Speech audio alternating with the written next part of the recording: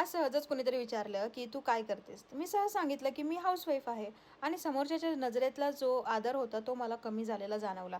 म्हणजे मला ते इतकं कसं तरी झालं, की जेव्हा मला 10 वर्षाचा बँकिंगचा एक्सपिरियन्स आहे. 10 वर्ष मी बँकेमध्ये जॉब केला. अतिशय चांगल्या पदावरती असताना मी जॉब सोडला. कारण माझी फॅमिली, माझं घर, माझं लग्न, मुलगी हे माझ्यासाठी प्रायोरिटी होते, प्राधान्य होते. आणि त्यानंतर मी आता घरी आहे. बरं घरी आहे, तर मी फक्त घरी नाही आहे, घरातलं सगळं जबाबदाऱ्या करून, मुलीकडे बघून, घरचे सासू-सासरे मी कंटेंट क्रिएशनसुद्धा करते आहे. तिथेही मला जी हॉबी आहे त्याही मी जपते आहे.